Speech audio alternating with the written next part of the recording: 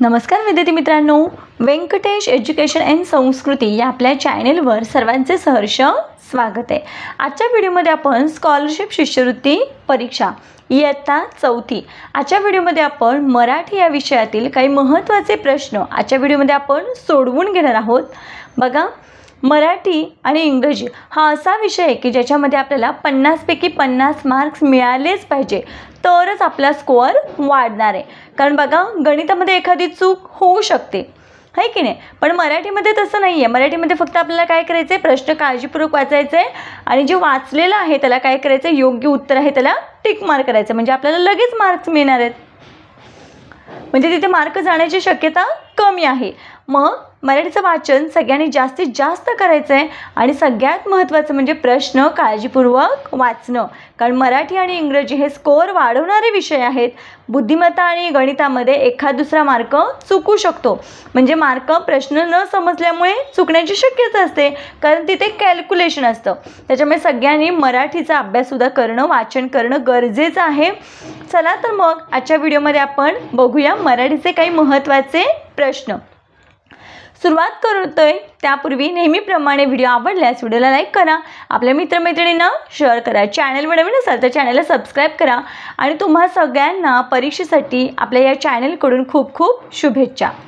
बघा, इथे पहिला प्रश्न आपल्याला असा दिला आहे, झरा, हिरा, दोरा वचनानुसार गटाशी जुळणारे पद पर्यायातून शोधा।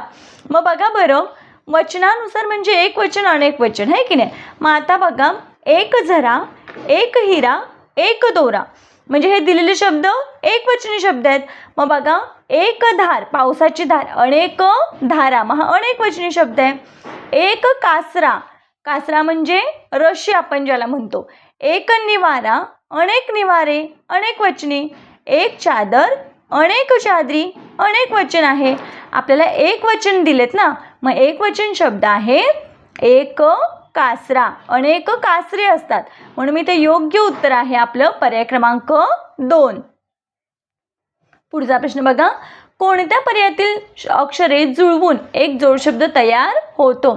आता बघा, या अक्षरापासून शब्द तयार होतो मोलमजुरी, आणि या अक्षरापासून शब्द तयार होतो कलाकार, आणि या अक्षरापासून अर्थपूर्ण शब्द तयार होतो भाकड कथा, आणि या अक्षरांपासून अर्थपूर्ण शब्द तयार होतो नातेवाईक।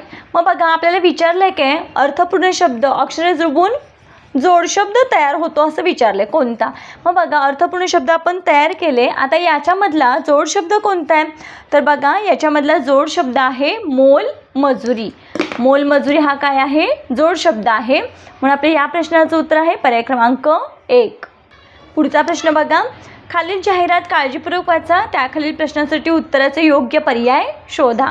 दैनंदिन वापराच्या वस्तू, बघा जाहिरात काळजीपूर्वक वाचायची आहे आणि मग प्रश्न वाचायचे आहेत। दैनंदिन वापराच्या वस्तू म्हणजे काय, रोज वापरायच्या वस्तू। या नाविन्यपूर्ण वस्तू पहा, या नाविन्यपूर्ण वस्तू पहा, वस्तूंचा दर्जा पहा, त्यांचा उपयोग बघा आणि मगच वस्तू खरेदी करा।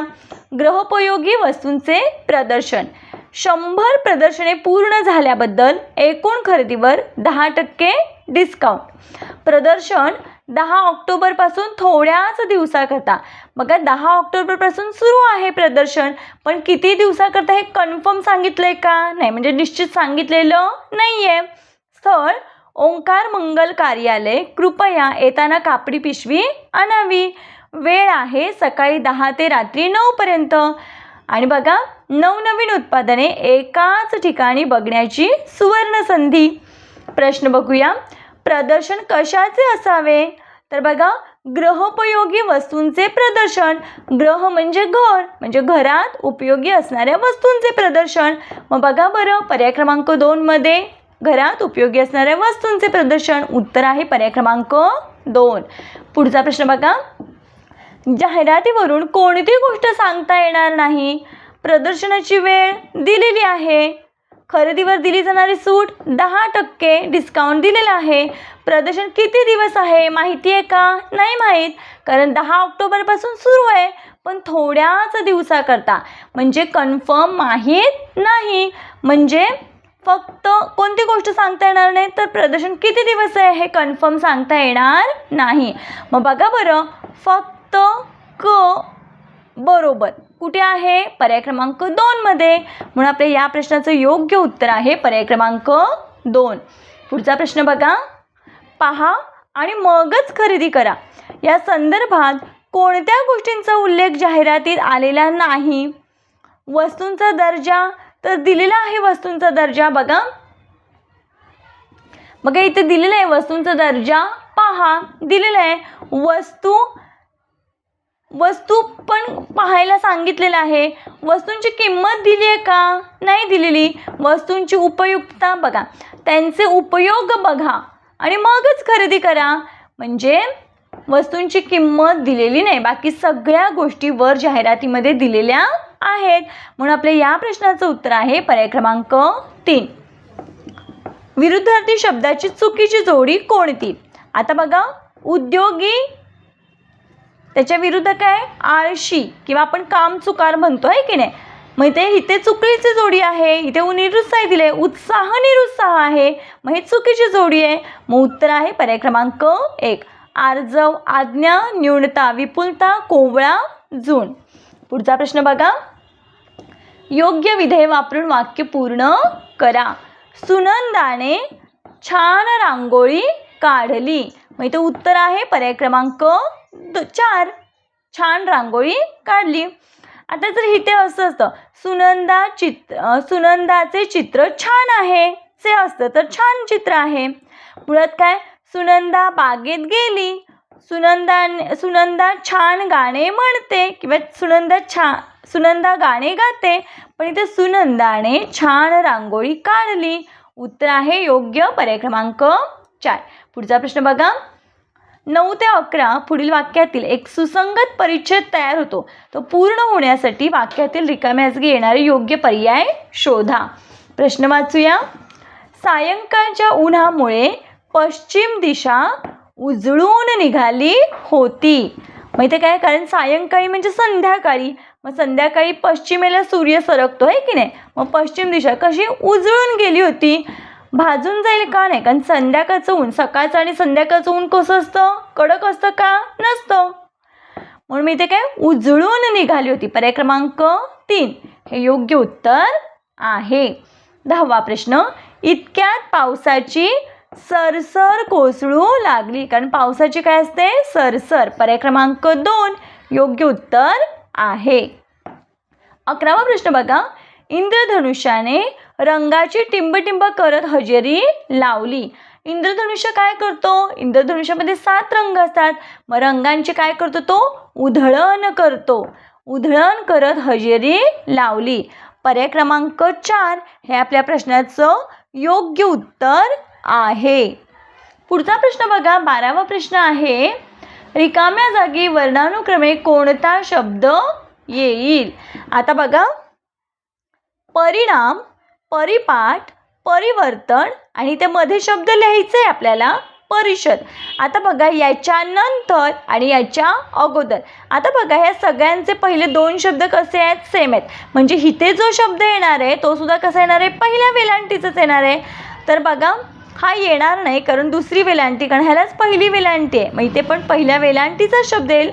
आता स येणार नाही कारण बघा, श शहा मृग, त्याच्यानंतर श षटकोण आणि मग स ससा येतं. मग इथे श, तिसरा शब्द श षटकोण आहे. मग त्याच्यानंतर परिसर शब्द येईल, म्हणजे हा पण येणार नाही. आता राहिला या दोघांमध्ये. तर बघा, इथे दोघांचे पहिले 2 शब्द सेम आहेत, पण इथे बघा स ला थ जोडला आहे, म्हणजे हा जोड शब्द आहे. मग इथे काय? श्र येणार आहे की नाही. म्हणून इथे परिश्रम हा योग्य शब्द आहे. पर्याय क्रमांक 1 हे आपल्या प्रश्नाचं योग्य उत्तर आहे. पुढचा प्रश्न बघा. खालीलपैकी योग्य म्हण कोणती? आता बघा, कानामागून आली तिखट बोलू लागली. ही योग्य म्हण आहे का? नाही. कानामागून आली आणि काय? तिखट झाली आहे, बोलू लागली आहे का? नाही. म्हणून ही योग्य म्हण नाही. पदरी पडले मान्य झाले, हे चुकीचं आहे. पदरी पडले पवित्र झाले, इथे पवित्र शब्द पाहिजे होता, म्हणून ही पण योग्य म्हण नाही. बुडत्याला काडीचा आधार, बरोबर आहे. ही म्हण योग्य आहे. ऐकावे दुसऱ्याचे करावे मनाचे हे चुकीचं आहे. ऐकावे जनाचे करावे मनाचे, मग इथे जनाचे शब्द पाहिजे होता म्हणून मग ही सुद्धा योग्य म्हण नाही. म्हणून आपल्या या प्रश्नाचं योग्य उत्तर आहे, योग्य म्हण आहे बुडत्याला काडीचा आधार. पर्याय क्रमांक 3 हे आपल्या प्रश्नाचं योग्य उत्तर आहे. पुढचा प्रश्न, आंतरजाल आपल्याला खूप माहिती मिळवून देते. अधोरेखित शब्दाला योग्य इंग्रजी शब्द कोणता? मग आंतरजाल म्हणजेच काय? इंटरनेट. पर्याय क्रमांक 2 हे आपल्या प्रश्नाचं योग्य उत्तर आहे. बघा, या पद्धतीने आपण आजच्या व्हिडिओमध्ये मराठीचे काही महत्त्वाचे प्रश्न सोडवून घेतलेले आहेत. पुढच्या व्हिडिओमध्ये आपण इतर विषयांचे सुद्धा प्रश्न सोडवून घेणार आहोत. आशा करते आपल्या सर्वांना व्हिडिओ आवडला असेल. व्हिडिओ आवडल्यास लाईक, शेअर, सबस्क्राईब. आजचा व्हिडिओ कसा वाटला ते कमेंटमध्ये नक्की सांगा. भेटूया पुढच्या व्हिडिओमध्ये. तोपर्यंत नमस्कार. थँक्यू.